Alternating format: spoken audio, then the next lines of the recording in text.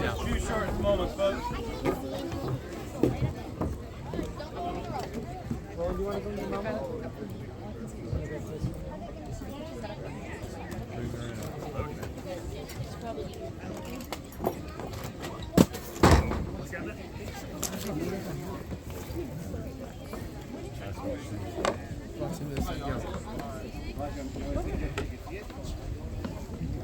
Howdy, folks. How are we doing today? Good. My name is Isaac. I'm joined up here by Christian, and this will be the cannon firing demonstration. Before we actually get to the cannon firing, I think it'd be a good idea to tell you a little bit about what I'm wearing, what the soldiers are doing here, and why they'd be firing off Kansas to this one in the 1880s. So to start off, Christian and I are both wearing the Army's dress uniform of the 1880s. It's a very ceremonial uniform, but you will notice a bit of a difference. He looks a lot nicer than me. But the reason for that is because I am just a normal private, and he is actually dressed as a musician. It wouldn't be uncommon as well for a musician to actually be part of the crew to fire these cannons off on the regular. But we'll get to the cannon a little more. But this uniform specifically is the uniform of the 23rd Infantry Regiment. You can tell by the big 23 that's on our helmets. And the 23rd had two companies of men stationed here at Fort Mackinac, Company E and Company K. And these soldiers had a real interesting job comparatively to the rest of the Army stationed around the United States. Reason being because these soldiers were in theory the caretaker was at the time Mackinac National Park. This fort from 1875 over 1895 up all the way up until it closed served as the headquarters of that national park. But thing is, most of the time these soldiers, they're most of the time being taken up here. They're not doing a lot of work in the actual national park. That's up to the officers. So they're doing things here like guard duty, drill, fatigue duty, marksmanship training, and firing off cannons as this one. And as much fun as it would be to try to sink that ship out in the harbor right now, it'd be historically inaccurate because in the 1880s they also wouldn't have been firing live ordnance into the harbor at the tourist ships that were coming here. Because again, in the 1880s there were also tourists like yourselves. There was tourism all the way up until the beginning of the 1840s coming to this island. So we're going to do the more historically accurate thing and fire off what's called a salute shot. What a salute shot is basically a blank charge of black powder just to make a noise. That's it. There's no ordnance flying up into the harbor. This is a noise. And this was for ceremonial reasons. They would do this at least twice a day. They'd fire off the cannon once in the morning at the raising of the flag at revelry to mark the beginning of the workday, and once at the end of the day when the flag is going down at retreat to mark the end of the workday. It was a very common occurrence. This would happen so regularly that the hotels downtown would actually set their watches to the actual cannon firing because it was just so regular and on the spot each and every day. But they would also fire these salute shots for other circumstances, like for federal holidays. They'd fire off what is called a national salute, meaning they'd fire off one shot for each state in the Union. Does anyone want to guess how many states in the Union there were in the 1880s? Go ahead and shout it out. No. 10. No, not 13. Way higher than that. This is the 1880s. 22. Nope. 12. 36. Close to 36. Very 40. Close. 38. 38. Who said 38? Put your hand up. Congratulations. You win a nice round of applause. There. We're giving a round of applause. For everyone else, pay attention in school. The American education system, folks.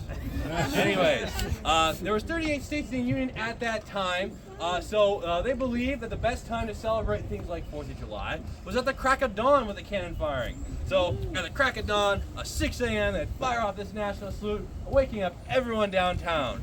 This was a very common occurrence. They would do this for other holidays, such as like I just said, 4th of July, what we just went through.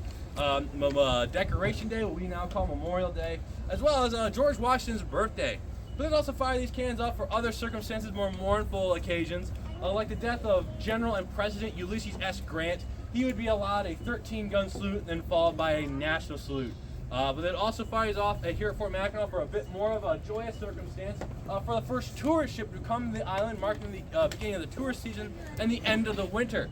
So these guns would be going off quite regularly. Who doesn't love a cannon firing? And the weapons they would use to do these salute shots is one similar to the one I have right here. This one in particular is a model 1841 6-pound smoothbore field gun. It's a big long name. Let's break it down a little bit. Model 1841 suggests that this cannon was adopted in the year 1841. There we go. Excellent. So 1841 6-pound refers to the actual weight of the projectile, which is Okay, we're definitely an enthusiastic crowd here. So, model 1841 6-pound smooth bore indicates that the rifle is not, the gun is not, I just said it. Rifled. Okay, rifled, yeah. Okay. We get a little more enthusiasm later. The weapon is not rifled. So it's smooth bore on the inside, meaning that it's just as smooth as the inside is on the outside. So this gun would this would make this weapon relatively inaccurate. This gun can only go about a mile for its maximum range, basically from us all the way to the edges of Round Island out there. But smooth bore, if we want to consistently hit a target, we have to aim for about half a mile. So basically from us all the way to the white lighthouse out there in the harbor. These guns were used heavily during the 1840s in the Mexican-American War, and a decent bit in the 1860s in the American Civil War. But even by that point in time, this is relatively antiquated technology. 1880s, this gun is over 40 years old. This is basically ancient technology. You would never see this on an actual battlefield. There was better weapons at that time. The Army had, there were breech loaders, rifle cannons, weapons that could go 3 to 4 miles away relatively accurately. So you would never see this on an actual battlefield. But this should go to indicate the actual military value of Fort Mackinac at the time, because the Army, seeing this as a very peaceful post, normally people don't invade national parks. There's no threat of Native Americans coming and taking over the fort, or the British and reinvading the island coming from Canada. And again, tourists don't generally attack forts all too often. So the Army, not wanting to waste their latest and greatest technology, sent Fort Mackinac a bunch of these old guns. 2 6-pounders, 3 12-pounders, and a siege mortar that had been right over there. Now, since you folks had to listen to my big, long history lesson, I think I'd honor you with the salute shot. How does that sound? Yeah! Excellent.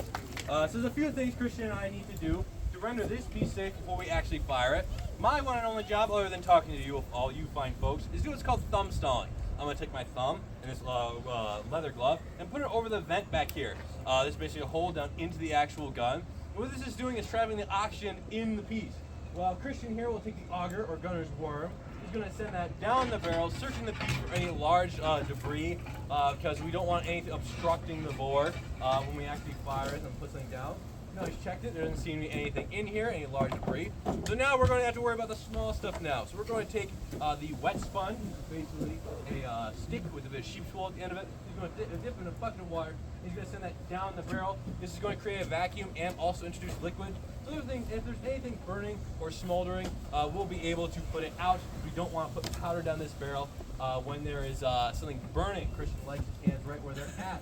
So right there, you'll hear that is the vacuum collapsing. So now the gun is safe to actually load. So what we're going to do next is take a 5-ounce charge of black powder, wrapped in historically inaccurate aluminum foil. Back in the day, they would have used what is called muslin cloth. It's basically this canvas-like material that burns and smolders. But since we are firing this over the heads of people downtown and in Marquette Park, we don't want to catch them on fire and or Marquette Park. So we use aluminum foil. It's a much easier substance to work with. So now that we put our spicy hot potato in the bore, we're going to ram that all the way down into the barrel, seating it nice and gently. So once he's done that, he will take out the rammer, and we will roll the gun forward. So this gun weighs around 1,500 pounds. But you'll notice that these big wheels make it quite easy to roll the gun forward. This plays into the whole part of this gun being a field gun. Obviously, Fort Mackinac is not a field, it's a fort. Again, going to show the military value of this fort at the time. So now we're going to start the priming process, and that begins with the gunner's pick or gimlet. He's going to send that brass spike down that vent that I was covering up earlier, poking a hole into that black powder charge, exposing the black powder. So we're able to actually set the gun off. And the way we set this gun off is with the same technology they had back in the 1840s, the same technology they would have had back in the 1880s when they were originally doing these salute shots. And it's basically a brass tube with a chemical at the top called fulminate of mercury. It's incredibly susceptible to friction. So once the pin is pulled on that friction primer, it will create a spark, lighting up the gunpowder in that brass tube. Same amount of powder you would find in a 22 long rifle today. Lighting that off, sending that down the vent, into the charge, setting off the gun. You will next attach a lanyard so you can step safely aside. And at this point in time, it is my job to tell you that yes, this is a cannon that will make a noise. So either put your fingers in your ears or take out your phones and start recording, depending on your priorities in life. And now you've been thoroughly warned, there's only 2 words left to give. That are, ready, fire!